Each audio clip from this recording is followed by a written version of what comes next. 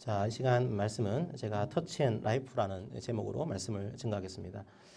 원래 제가 제목을 접촉 그리고 생명 하려고 하다 보니까 뭔가 좀 이상해요. 그래서 약간 영어로 좀 썼습니다. 터치 앤 라이프 뭔가 있어 보여가지고 썼지만 기본적인 그 내용은 만짐 그리고 생명 이렇게 여러분들이 이해하시고 오늘 말씀을 들으시기를 바랍니다.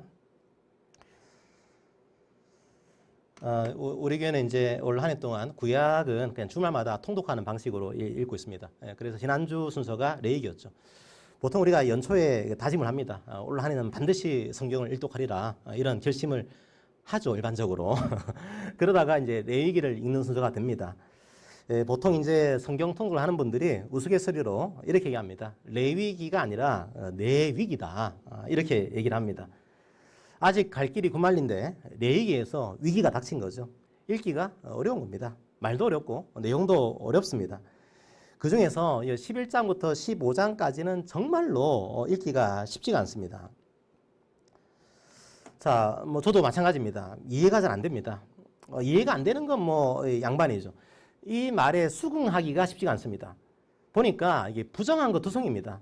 부정한 게 뭔지를 정해놓고 그 부정한 것을 만져서도 안 되고 먹어서도 안 된다. 그렇게 되어 있죠. 어렵기도 한데요. 더 큰 문제는 혼란스러운 겁니다. 오늘날의 지식으로 생각해 보면 별로 부정한 게 아닌 것 같아요. 심지어 산모를 부정하다고 얘기합니다. 피부에 병이 있는 사람도 부정하다고 얘기를 하죠. 그런 부정한 사람은 성소에, 성막에, 성전에 들어올 수 없다. 이렇게 말합니다. 잘 생각해 보시면 오히려 산모 이런 연약한 사람들 오히려 이제 피부에 병이 난 사람들 그런 사람들이 나약한 사람들 아닙니까?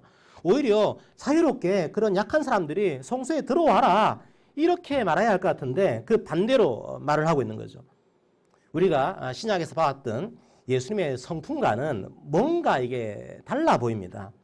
그래서 우리의 성경 통독에 위기가 닥친 거죠. 어떻게 이 위기를 해결해야 될까요? 이 위기를 해결하기 위해서는 레위기의 세계관을 좀 이해할 필요가 있습니다. 보통 요즘 시리즈물로 나오는 영화들 보게 되면 이런 세계관 이런 표현을 많이 쓰죠. 이 스타워즈 시리즈, 해리포터 시리즈, 어벤져스 시리즈 이런 것들을 보게 되면 시리즈 1편을 안 보고 2편을 보면 잘 이해가 안 됩니다. 이미 그 시리즈 1편에서 그 영화를 관통하는 원칙, 철학, 이 세계관을 쌓아놨기 때문이죠. 그 세계관을 알고 있다는 전제 하에서 2편이 만들어지는 겁니다. 그러니까 이 1편의 세계관을 잘 모르면 2편의 영화가 잘 이해가 안 되는 겁니다. 레위기도 마찬가지입니다. 레위기도 구약시대의 세계관이 담겨 있습니다. 그 세계관을 알아야 내용을 좀 더 쉽게 이해할 수 있는 거죠. 레위기에는 크게 중요한 개념이 몇 가지가 있는데요. 그 중에 거룩이라는 개념이 있습니다. 이 거룩이라는 개념을 한번 큰 틀에서 이해를 해보고 오늘 말씀에 들어가 보도록 하겠습니다. 자, 오늘 본문 앞에 보시게 되면요. 10장에서 나답과 아비후라고 하는 제사장이 죽는 사건이 일어납니다. 자, 제사장이 죽었어요. 이유가 뭘까요? 다른 불을 가지고 분향을 했기 때문입니다. 하나님께서 명령하신 불이 아니었습니다. 자, 민수기 우리가 16장을 보게 되면 모세를 상대로 이 반역을 일으킵니다. 고라와 다단이라는 사람이 반역을 일으키죠. 그 사람이 죽는 사건이 나옵니다. 고라와 다단이 왜 죽었을까요? 모세를 비판했기 때문일까요? 아닙니다. 본질은 그게 아닙니다. 다른 사람이었기 때문입니다. 하나님께서 지명하신 사람이 아니었기 때문이죠. 자, 나답과 아비후는 하나님의 성소에서 다른 불을 썼습니다. 고라와 다단은 하나님께서 지명하지 않은 다른 사람이었습니다. 나답과 아비후가 얼마나 정성을 다했냐 그게 본질이 아닙니다. 고라와 다단이 얼마나 정치적으로 똑똑했냐 그게 중요한 게 아니었습니다. 중요한 건 거룩하신 하나님과의 관계였습니다. 그들은 다른 불을 사용했습니다. 그들은 다른 사람을 주장했습니다. 자, 여기서 우리가 레위기의 거대한 세계관을 엿볼 수가 있습니다. 바로 거룩이 관계의 개념이라는 거죠. 내가 착하게 사는 것 중요합니다. 하지만 그게 거룩의 본질은 아닙니다. 내가 똑똑한 것 그게 거룩의 본질이 아닙니다. 내가 스스로의 힘으로 열심히 종교 생활하는 것 그게 거룩의 핵심이 아니라는 거죠. 하나님께서 구별해서 세우신 것 바로 그게 거룩한 겁니다. 하나님께서 명령하신 대로 하나님께 나아가는 것 바로 그게 거룩한 겁니다. 그게 구약시대의 세계관이었습니다. 자, 그런데 이 거룩한 분은 오직 하나님 한 분밖에 없습니다. 절대적인 거룩은 하나님 외에는 없습니다. 그러니까 어떤 사람, 어떤 장소, 어떤 물건, 어떤 날은 그 자체로는 거룩하지 않습니다. 하지만 하나님과 관계를 맺을 때 그것들이 거룩해졌습니다. 하나님께 구별해서 바친 것을 거룩하다고 생각한 거죠. 자, 구약시대는 이렇게 생각했습니다. 하나님께 구별해서 바친 사람이 거룩한 사람이었습니다. 구약시대에서는 제사장, 나실인 이런 사람들이죠. 하나님께 구별해서 바친 장소가 거룩한 장소였습니다. 구약시대에는 바로 성소, 성전 이런 것들이 거룩한 장소였습니다. 하나님께 구별해서 바친 물건이 거룩한 물건이었습니다. 구약시대에는 바로 성소 안에 있는 기물들이 거룩한 그런 물건들이었습니다. 하나님께서 구별해서 바친 하나님께 구별해서 바친 날이 거룩한 날이었습니다. 바로 안식일이 이스라엘 백성들에게는 그 당시에는 거룩한 날이었던 거죠. 바로 그게 거룩한 것들이었습니다. 거룩한 영역이었습니다. 하나님께서 임재하시는 곳, 하나님께서 함께 하시는 곳, 바로 그곳이 거룩한 곳입니다. 성도 여러분, 그곳에 있으면 사람들한테 어떤 일이 일어날까요? 자, 그곳은 회색빛 세상이 아닙니다. 찬란한 세상입니다. 컬러풀한 세상입니다. 하나님의 임재 장소 에덴 동산에서 우리는 뭘 볼 수 있습니까? 그곳에는 생명이 있습니다. 그곳에는 기쁨이 있습니다. 바로 그 세계가 하나님의 세계입니다. 거룩한 세계입니다. 기쁨의 세계요. 생명의 세계입니다. 바로 구약시대의 이스라엘 백성들이 그 생명과 그 기쁨을 맛보기 위해서 광야에 서 있는 그 성막에 나온 거죠. 자신의 죄를 사함받고 생명을 얻기 위해서, 기쁨을 얻기 위해서 나온 겁니다. 그런데 그 거룩함의 영역에, 그 세계에 다른 불이 들어온 겁니다. 그 거룩함의 영역에 다른 사람이 들어온 겁니다. 하나님 명령에 순종하지 않은 거죠. 그 결과가 무엇이었습니까? 죽음이었습니다. 생명을 누리기 위해 찾아온 사람들에게 죽음이 찾아왔습니다. 기쁨을 누리기 위해서 찾아온 사람들에게 슬픔이 찾아왔습니다. 거룩한 것과 부정한 것이 접촉하자 죽음이 찾아왔습니다. 바로 그게 레위기에서 볼 수 있는 또 하나의 세계관입니다. 부정한 것과 거룩한 것이 만나면 부정한 것이 죽습니다. 그리고 거룩한 것들은 오염됩니다. 너무 심하게 오염되면 거룩하신 하나님이 그 장소에 머물 수가 없게 되는 거죠. 결국 나중에 솔로몬이 지은 성전에서 하나님이 떠나시게 됩니다. 어쨌든 그 시대 사람들이 이런 나답과 아비후를 보면서 그런 생각을 했겠죠. 야, 이 거룩이란 게 엄청난 거구나. 생명을 주는 거지만 죽음이 올 수도 있구나. 부정한 상태로 거룩과 접촉하면 죽을 수도 있는 거구나. 이 문제는 죽느냐 사느냐의 문제구나. 이런 생각을 했을 겁니다. 지침이 필요했겠죠. 그렇다면 누가 과연 이 거룩한 성막에 들어올 수 있을까? 이 지침이 필요했던 겁니다. 그 지침이 없이 성막에 들어왔다가는 죽을 수도 있는 거죠. 바로 그게 오늘 본문 앞에 나오게 되는 레위기의 거대한 세계관입니다. 자, 그러면 이제 오늘 본문의 세계관으로 한번 들어가 볼까요? 여러분들이 이 자막을 잘 모르시겠지만 사실은 세계관이 나오니까 좀 스타워즈 흉내를 내려고 자막을 이렇게 했는데 잘 보이진 않아요. 생각해 보십시오. 상당수의 이스라엘 백성들은 성막이라는 거룩한 세계에서 봉사를 하고 있지 않습니다. 일상의 세계 속에 살아가고 있죠. 거룩한 세계가 아니라 속된 세계에서 살고 있는 겁니다. 우리가 속되다 이렇게 얘기를 하니까 조금 부정적인 어감이 있죠. 그래서 이 말을 오해합니다. 나쁜 의미가 아닙니다. 영어로 보면 이 속되다는 말을 common이라고 얘기를 합니다. 보통의 일상적인, 일반적인, 일반의 이런 뜻입니다. 그러니까 보통의 사람들은 성막이 아니라 일상의 세계에서 살고 있습니다. 세속의 세계인 거죠. 그런데 그 일상의 세계에서 거룩의 세계로 나아가고 있는 겁니다. 제사를 드리기 위해서 성막으로 들어가려고 하는 거죠. 속됨과 거룩이 접촉하는 겁니다.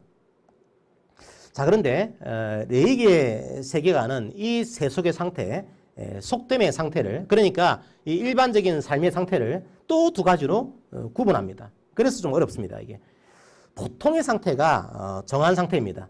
정결한 상태죠. 속된 상태, 우리들의 일반적인 상태는 보통 정결한 상태입니다. 그 상태로 성소에 나아가는 겁니다. 아무 문제가 없습니다. 문제는 뭘까요?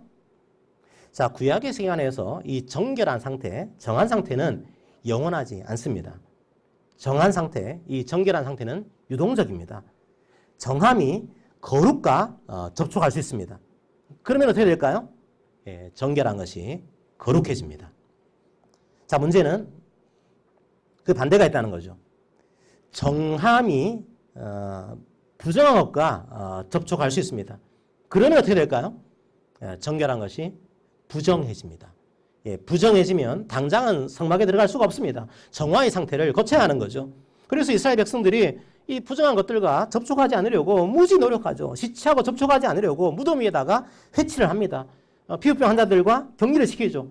다 부정해지지 않기 위한 그런 노력입니다. 왜 그런 노력을 하게 될까요? 부정한 상태로는 성전에 들어갈 수가 없기 때문입니다.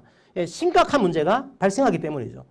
만약 부정한 상태에서 거룩한 것과 접촉하면 어떻게 될까요? 부정한 것이 죽습니다. 그리고 하나님을 제외한 거룩한 것들은 오염됩니다. 바로 그게 정함과 부정함의 세계관입니다. 그래서 이 11장부터 15장까지 정과 부정을 그렇게 자세하게 적어둔 겁니다. 벌써 머리가 아파올 겁니다. 그래서 오늘 본문은 제가 이 정도로 분석하겠습니다. 상세하게 분석하지는 않겠습니다. 그랬다가는 기쁨을 누려야 할 하나님의 말씀에서 좌절을 느낄 수가 있기 때문이죠. 저는 이 세계관 속에서 오늘의 시대, 교회의 시대를 살아가고 있는 우리가 얻을 수 있는 교훈만 말씀을 드리려고 합니다. 자, 이스라엘 사람들은 부정한 사람들을 철저하게 격리했습니다. 아예 그들과 접촉하지 않았습니다. 그 사람들의 집에는 아예 들어가지 않았습니다. 이방인들도 유대인들의 눈에는 부정한 사람들이었죠. 자, 신약성경을 보면 백부장이 예수님한테 하인을 고쳐달라 이렇게 얘기를 하면서 집에 들어올 필요까지는 없습니다. 이렇게 말하죠. 백부장도 유대인의 관습을 알고 있었을 겁니다. 예수님도 유대인이었으니까 이방인의 집에 들어오는 게 쉽지 않을 거다. 그걸 알고 있었겠죠. 그만큼 유대인들은 정결과 부정결의 율법을 잘 지켰습니다. 자, 그런데 잘 생각해 보십시오.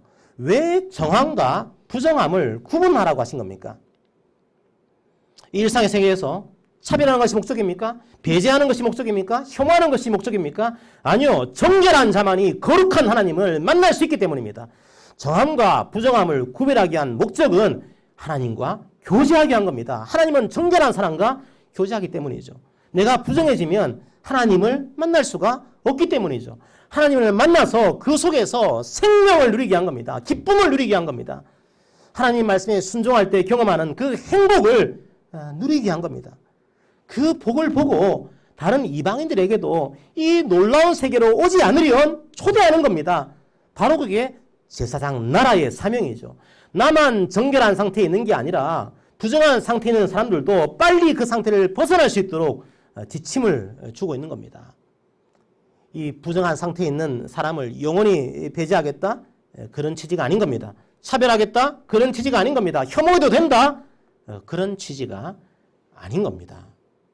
성도 여러분, 오해하시면 안 되는 게 하나가 있습니다. 레위기 11장에서 15장까지는 부정한 상태를 말합니다. 그런데 이 부정한 상태가 도덕적으로 부정한 그런 죄를 얘기한 게 아니고 신체적으로 부정한 상태를 말합니다. 그 상태가 죄입니까? 생각해 보십시오. 무슨 동물을 먹었다고 그게 죄겠습니까? 산모가 무슨 죄인입니까? 피부병에 걸린 게 무슨 죄겠습니까? 시신을 만진 게 무슨 죄입니까?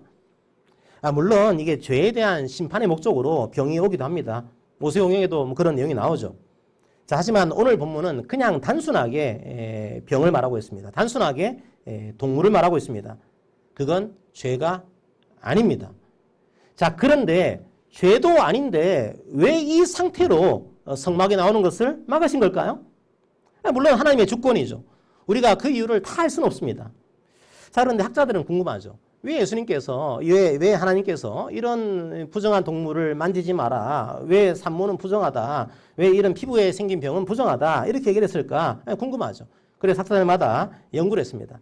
다양한 견해를 제시를 했습니다. 학자들만큼 이론이 있다고 보시면 돼요. 이제 제가 오늘 이론 만들면 저도 하나의 이론가가 됩니다. 다양한 이론이 있다는 거죠. 어떤 학자들은 위생적인 문제라고 얘기를 합니다. 병균이 많은 그 동물들이 부정한 동물이라고 하는 거죠. 어떤 학자들은 종교적인 문제가 있다고 합니다. 돼지 같은 동물들을 부정하다고 하죠. 바로 이방 종교에서 제물로 바치는 그런 동물들이 부정한 동물이라는 겁니다. 어떤 학자들은 문화적인 문제라고 얘기를 합니다. 그 시대의 문화에서 안 좋게 생각하는 동물들이 부정한 동물들이라는 거죠. 어떤 학자들은 이게 상징적인 문제라고 얘기를 합니다. 예를 들어서 이 되새김질하는 동물을 정한 동물로 보는데요. 하나님 말씀을 계속 묵상을 해야 된다. 이런 식으로 해석을 하는 거죠. 어떤 학자들은 생명과 죽음으로 이 문제를 설명합니다. 저도 기본적으로 이 입장에 따라서 오늘 본문을 바라봅니다. 모세오경은 끊임없이 생명과 죽음을 말하고 있기 때문입니다. 물론 이 입장이 100%다 옳다 그렇게 말할 필요는 없습니다. 하지만 이렇게 볼 때 좀 더 큰 유익이 있다고 생각합니다. 성도 여러분, 우리는 거룩을 뭔가 딱딱한 것으로 볼 때가 많습니다. 하나님 말씀에 순종하는 것을 부담스럽게 생각할 때가 많은 거죠. 뭔가 칙칙한 것으로 오해하는 거죠. 아닙니다. 거룩은 좋은 겁니다. 행복한 겁니다. 생명을 주는 것이 거룩입니다. 기쁨을 주는 것이 거룩입니다. 그래서 생명에 가까울수록 거룩에 가까운 겁니다. 바로 그게 하나님이 계신 에덴 동산에서 누린 것들입니다. 거룩할수록 기쁨을 누립니다. 거룩에서 가장 멀어진 상태가 바로 부정한 상태입니다. 어떤 상태일까요? 바로 죽음에 가까운 상태입니다. 가장 죽음에 가까운 것이 바로 죽음입니다. 시신입니다. 시체입니다. 하나님께서 우리에게 주기 원하시는 생명과 가장 멀리 있는 상태인 거죠. 바로 그게 부정한 상태인 겁니다. 하나님은 그 상태를 원하지 않습니다. 동물도 마찬가지입니다. 11장 그 본문을 보게 되면 땅과 바로 접촉하고 있는 동물들이 주로 부정합니다. 당시 사람들은 땅을 죽음의 영역이라고 생각했죠. 무덤도 땅에 있고요. 그리고 주로 육식성 동물들이 부정하다고 나옵니다.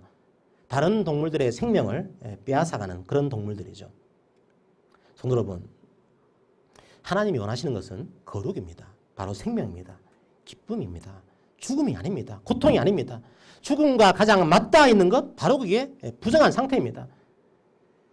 죽음의 영역에 맞닿아 있는 사람들을 보면서 우리가 느껴야 할 감정은 무엇일까요? 안타까움입니다. 긍휼입니다. 눈물입니다. 애통입니다. 그들이 그 부정한 상태에서 빨리 회복될 수 있도록 기도하는 겁니다.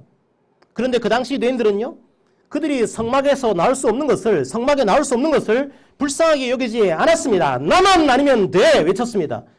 그들이 성막에 나오지 못하는 것은 당연한 거야. 그렇게 말했습니다. 그들이 나왔다가 나도 부정해질 거야. 그냥 저 멀리 떨어져 있어. 그렇게 말했습니다. 그들을 죄인 보듯이 차별했습니다. 그들은 부정함을 죄로 오해한 겁니다. 그들은 연약함을 죄로 오해한 겁니다. 그래서 차별한 겁니다. 그들은 구별을 차별로 오해했습니다. 마가복음에서 예수님께서 가장 먼저 하신 사역이 바로 이런 오해를 깨트리는 거였습니다. 자, 마가복음 1장 40절, 41절입니다. 한 나병 환자가 예수께 와서 꿇어 엎드려 간구하여 이르되 원하시면 저를 깨끗하게 하실 수 있나이다. 예수께서 불쌍히 여기사 손을 내밀어 그에게 대시며 이르시되 내가 원하노니 깨끗함을 받으라 하시니. 자, 번역은 이게 나병 환자로 되어 있지만 정확하지는 않습니다. 레위기 13장에 나오는 그 병을 그대로 옮긴 건데요. 모세 시대에는 이 한센병의 존재가 알려지지 않았던 학자들도 많습니다. 그래서 오늘날의 이런 나병, 한센병이 아닐 수도 있습니다. 어쨌든 이게 피부병의 일종이었던 것 같아요. 자, 레위기 율법에 따르게 되면 부정한 상태에 있는 사람이었습니다. 그래서 조심스럽게 묻습니다. 혹시라도 원하시면 깨끗하게 해주세요. 이렇게 묻고 있습니다. 너무 슬픈 요구 아닌가요? 가정법을 쓰고 있습니다. 혹시라도 제 병이 고침받기를 원하시면 이렇게 말하는 거 있는 거죠. 세상에 아픈 사람이 고침받기를 원하지 않는 그런 사람도 있습니까? 그런데 이 사람은 자신의 병 때문에 상처가 많았던 것 같습니다. 충분히 짐작할 수 있습니다. 사회에서 엄청난 차별을 받았을 겁니다. 동네에서 머물 수가 없었습니다. 격리가 되었겠죠. 그리고 성전에 들어갈 수도 없었습니다. 사회적으로, 종교적으로 완전히 소외됐습니다. 사람들은 관심이 없습니다. 자존감이 완전히 바닥을 기었겠죠.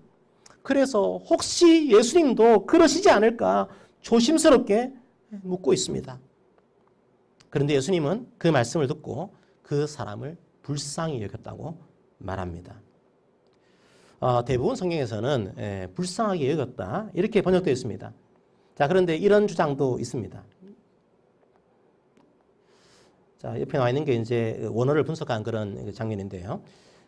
불쌍히 여겼다는 말을 헬라어로는 올기조라고 하는데요. 사실 여기서 불쌍히 여겼다 이런 뜻으로 사용된 이 빈도수가 많이 떨어집니다. 거의 대부분은 분노했다 이런 뜻으로 사용되고 있습니다. 자, 그런데 아무래도 예수님이 아픈 사람한테 분노했다 이렇게 쓸 리는 없을 것 같은 거죠. 그래서 주로 짧게 번역되고 있는 불쌍히 여겼다 이렇게 번역이 되어 있는 겁니다. 그런데 어떤 학자들은 분노한 게 맞다고 얘기합니다. 왜죠? 화가 나신 겁니다. 내가 병이 낫기를 원하냐고? 당연하지. 나는 부정한 상태에 있는 사람들이 고침받기를 원해. 그 일을 위해서 이 땅에 왔단다. 그런데 그걸 원한다면 이런 식으로 가정법을 내게 사용하다니 이렇게 분노하셨다고 보는 겁니다. 두 번역 다 일리가 있습니다. 본질은 같습니다. 성도 여러분, 예수님께서는 생명을 주기 원하십니다. 육체적인 생명, 영적인 생명 다 주님께서 주기 원하십니다. 그래서 우리는 간절하게 기도해야 합니다. 나머지는 주님의 때, 주님의 방법으로 이루실 것입니다.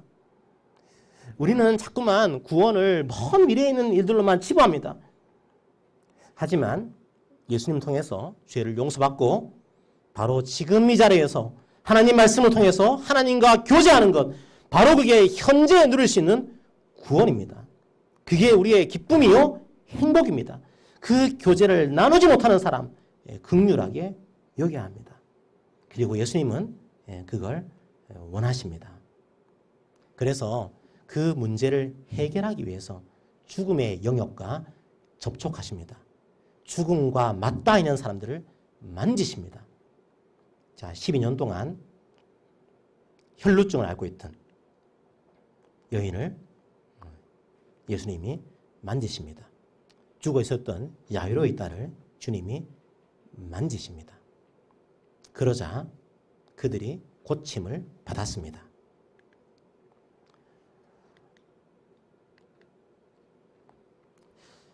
부정한 상태에 있는 자들이 거룩한 주님을 만졌습니다. 그러면 부정한 자가 죽어야 했습니다.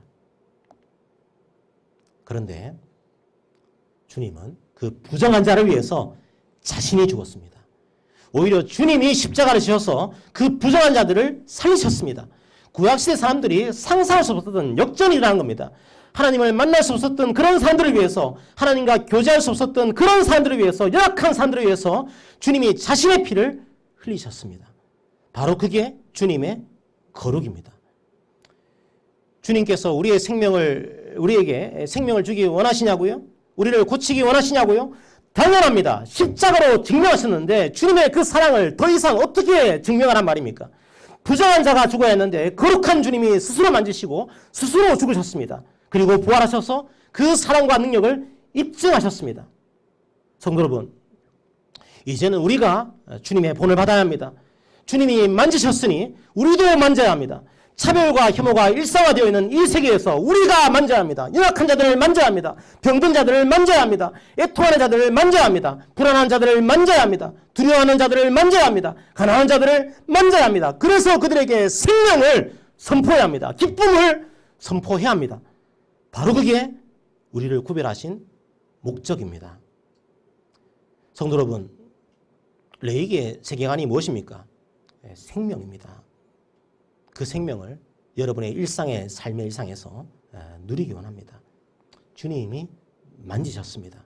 그래서 우리가 생명을 얻었습니다. 차별과 혐오의 그런 찌라시를 퍼나르지 마시고 사람들을 만지고 주님의 그 생명을 말과 삶으로 증거하는 우리 교회가 되기를 원합니다. 그 기쁨과 생명이 우리의 일상 속에서도, 이 속된 세계 속에서도 충만하게 경험되기를 기도합니다. 이미 우리는 거룩한 사람들입니다. 거룩한 세계에 살고 있습니다. 그 기쁨을, 그 생명을 오늘도 경험하시기를 기도합니다. 아멘. 자, 이 시간 우리가 찬양하기로 합니다. 주발 앞에 무릎 꿇고 나옵니다. 이제 주의 옷자락을 만집니다. 주의 발 앞에 앉습니다. 우리가 이제 주를 만졌습니다. 이제 우리도 다른 사람을 만지기 원합니다. 함께 고백하면서 나가기로 합니다. 찬양합시다.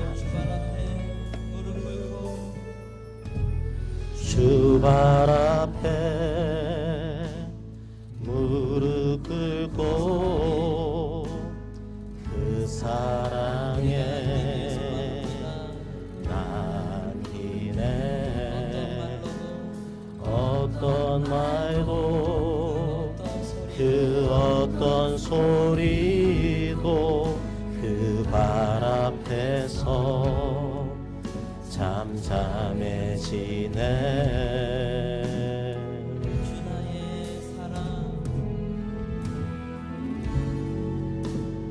주 나의 사랑 그 발 앞에 앉아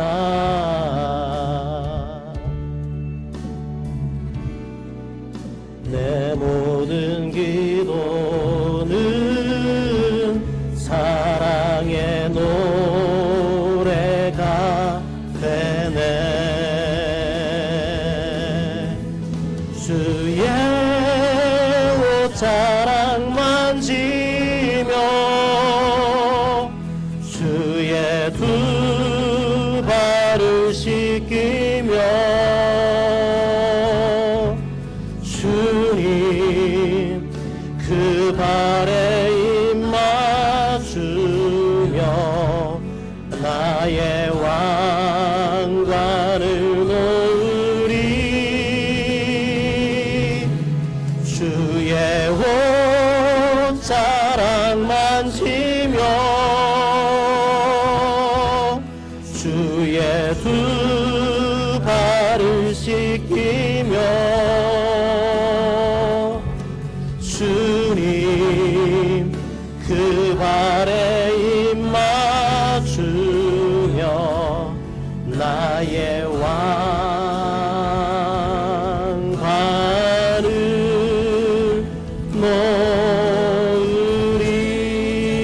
놓으리. 주의 옷자락 만지며 주의 두 발을 씻기며 주님 그 발에 입 맞추며 나의 왕관을 놓으리. 주의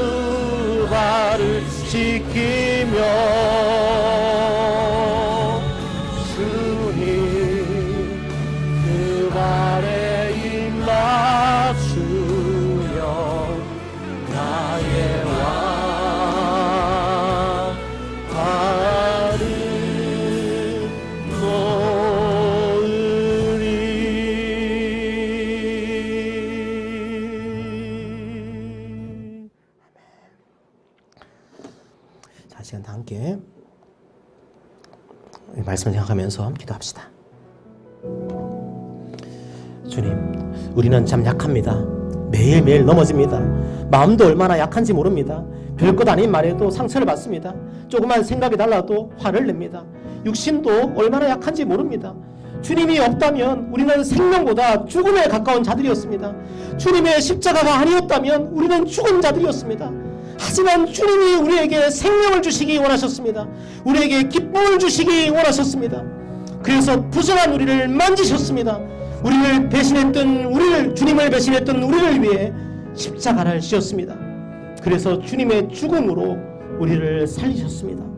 이제 우리도 우리의 이웃들을 그 사랑으로 만지기 원합니다. 주님이 만지신 것처럼 우리도 만지게 하옵소서. 주님의 그 생명을 증거하게 하옵소서. 다 함께 오늘 말씀을 기억하면서 기도하겠습니다. 기도합니다. 사랑의 하나님 아버지, 감사합니다. 주님께서 우리를 만지셨습니다. 그래서 우리를 죽음에서 생명으로 이끄셨습니다. 슬픔에서 고통에서 기쁨으로 이끄셨습니다. 주님, 우리도 이제 우리 이웃들에게 이 생명을 증거하기 원합니다. 이 기쁨을 증거하기를 원합니다. 주님이 만지셨으니 우리도 만지겠습니다. 주님께서 증거하셨으니 우리도 증거하겠습니다. 주여, 이 생명을 우리 교인들이 먼저 누리게 하시고 이 생명과 기쁨을 다른 이들에게도 증거할 수 있는 이 생명을 우리 일상에도 충만히 누릴 수 있는 우리 교회성들이 될 수 있도록 아버지 인도하여 주시옵소서. 그들에게 슬픔이 사라지게 하시고 고통이 사라지게 하시고 원망이 사라지게 하시고 불평이 사라지게 하옵소서. 오직 주의 사랑과 주의 기쁨이 그들의 삶에서 충만할 수 있도록 아버지 인도하여 주옵소서. 이 속된 세계 속에서 힘들 때가 많이 있지만 주의 생명의 힘을 주의 말씀으로 누릴 수 있도록 아버지 인도하여 주옵소서. 감사합니다. 사랑의 하나님 아버지, 감사합니다. 우리는 부정한 자들이었습니다. 주님을 만나면 죽을 수밖에 없었던 그런 자들이었습니다. 하지만 주님께서 우리를 만지셨습니다. 나라, 아들아 하면서 우리를 부르셨습니다. 우리를 만지셨습니다. 그래서 우리에게 생명을 주셨습니다. 우리에게 기쁨을 주셨습니다. 하나님 아버지, 우리가 받은 이 기쁨은 주의 십자가의 보혈의 은혜로 알고 감사하면서 우리의 일상을 살아가기를 원합니다. 이제 우리도 주님께서 우리를 만지신 것처럼 다른 사람들을 만지기 원합니다. 연약한 사람들, 고통받는 사람들, 하나님 아버지, 가난한 사람들, 장애가 있는 사람들, 온갖 세상 속에서 차별받고 있는 그런 사람들 이제 우리가 만지기 원합니다. 그래서 주의 그 생명을 우리가 증거하기 원합니다. 우리가 전파하기 원합니다. 우리가 그분들에게 나아가서 주의 이 복음을 증거하기 원합니다. 그때 그 땅 가운데 에덴 동산이 펼쳐질 것입니다. 하나님 나라가 임할 것입니다. 그 생명과 기쁨을 우리가 누릴 것입니다. 이 시간 이 자리에 예배드리는 모든 주의 성도들에게 찾아오셔서 이 생명과 기쁨을 사모하게 하시고, 주님께서 원하십니까? 묻지 말고 당연히 주님이 원하십니다. 이제 우리가 그 믿음으로 간절하게 구할 수 있도록 아버지 인도하여 주옵소서. 감사합니다. 예수님 이름으로 기도합니다. 아멘. 아멘. 이 시간 서로에게 권면하도록 하겠습니다. 권면합니다.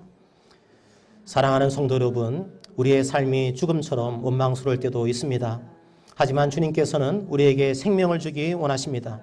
우리에게 기쁨을 주기 원하십니다. 주님이 우리를 만지셨습니다. 주님이 우리를 위해 죽으시고 부활하셨습니다. 우리에게 생명 주신 그 사랑 기억하며 우리도 이웃을 사랑으로 만지고 주님의 생명을 증가하는 복된 삶을 살아가기를 기도합니다.